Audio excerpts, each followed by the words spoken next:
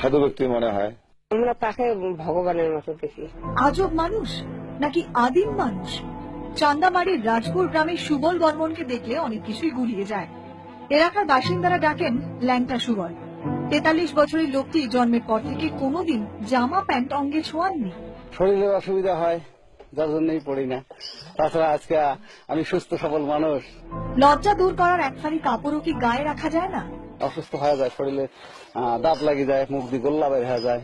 1.5 বছর বয়সে বাবাকে হারিয়েছেন, মা মারা গিয়েছেন বেশ কয়েক বছর হলো। তবু চান্দামারির সুবল বিয়ে করেননি। দিনের বড় সময় কাটে বাচ্চাদের সঙ্গে, কারণ একমাত্র ওরাই নির্দ্বিধায় ওর কাছে যায়। শীত গ্রীষ্ম চলছে, বর্ষা ঝড় বৃষ্টি এরকম করতে করতে 43টা বর্ষ চলে গেল। পেশায় কল মিস্ত্রি, এভাবেই চলে যান লোকের বাড়ি কাজ করতে। আজব মানুষের এই আদিম প্রবৃত্তি কি প্রতিবেশীদের অস্বস্তিতে ফেলে না? খারাপ কোনো ব্যবহার আমি দেখিনি। তাকে ভালোবাসি, উনি ওনার মতো থাকেন। তাছাড়া আমরা তো ওনাকে খুব ভালোবাসি, শ্রদ্ধা করি, সেজন্য আমাদের কোনো প্রবলেম এলাকাতে। হয়তো অনেকেই ভাবছেন এ আর এমন কি, কত ভবঘুরে তো এভাবে রাস্তায় রাস্তায় ঘুরে বেড়ায়। তারা শুনলে অবাক হবেন, সুবল বর্মন আদ্যন্ত এক রাজনৈতিক মানুষ।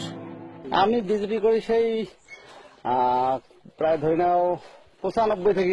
অটল বিহারী বাজপেয়ী তো আমার একদম ভালো নেতা ছিল। আমাকে প্রথম নামাইছিল হলো তপক শিকদার ছিল না।